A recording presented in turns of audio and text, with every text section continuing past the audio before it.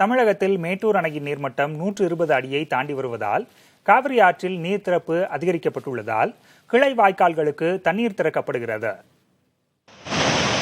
மேட்டூர் அணையின் நீர்மட்டம் 120 அடிக்கும் மேல் உயர்ந்திருந்ததால் அதனை கட்டுக்குள் கொண்டுவர அணையிலிருந்து 3 நாட்களாக தொடர்ந்து 1,33,000 கன அடி தண்ணீர் வெளியேற்றப்பட்டு வருகிறது.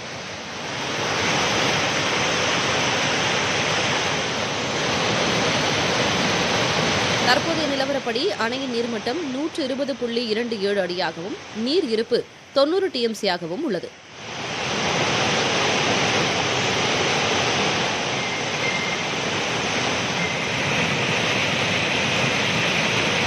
காவிரி தமிழக எல்லையான பிலிகுண்டுலுவுக்கு 4 நாட்களுக்கு பிறகு நீர்வரத்து வினாடிக்கு 1,10,000 கன அடியாக குறைந்துள்ளது. தொடர்ந்து 10வது நாளாக ஒகேனக்கலில் சுற்றுலா பயணிகளுக்கான தடை நீடித்து வருகிறது. நீர்வரத்து இருப்பதால் காவிரி கரையோர பகுதிகள் வருவாய், ஊரக வளர்ச்சி, தீயணைப்பு மற்றும் காவல்துறையினர் ரோந்து பணிகளில் ஈடுபட்டுள்ளனர்.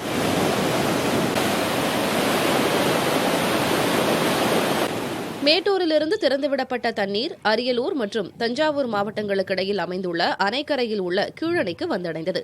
கீழணைக்கு 1,01,385 கன அடி நீர்வரத்து இருக்கும் நிலையில் கிளை பாசன வாய்க்கால்கள் மற்றும் வீராணம் ஏரிக்கு வடவார் தலைப்பு வாய்க்காலில் 2,000 கன அடி நீர் திறக்கப்பட்டுள்ளது. கொள்ளிடம் ஆற்றில் இருந்து கடலுக்கு உபரி நீராக வினாடிக்கு 98,918 கன அடி தண்ணீர் திறக்கப்படுகிறது. முல்லைப் பெரியாறு அணையில் நீர் திறப்பு அதிகரிப்பால் வைகை அணையின் நீர்மட்டம் 58 அடியை கடந்து உயர்ந்து வருகிறது. முல்லைப் பெரியாறு அணையின் நீர்பிடிப்பு பகுதிகளில் தொடர்ந்து பெய்து வரும் மழையால் முல்லைப் பெரியாறு அணைக்கு வரும் நீர்வரத்து 136 அடியை எட்டவுள்ளது. இதனால் அணையிலிருந்து தமிழக பகுதிக்கு 1,867 கன அடியாக நீர் திறக்கப்பட்டுள்ளது. மேலும் வைகை அணை நீர்பிடிப்பு பகுதிகளில் அவ்வப்பொழுது பெய்து வரும் மழை மற்றும் முல்லைப் பெரியாறு அணையிலிருந்து நீர் திறப்பு அதிகரிக்கப்பட்டுள்ளதால் வைகை அணையின் நீர்மட்டம் உயர்ந்து வருகிறது. கர்நாடகாவிலிருந்து காவிரி ஆற்றுக்கு திறக்கப்படும் உபரி நீர் 75,461 கன அடியாக குறைக்கப்பட்டுள்ளது.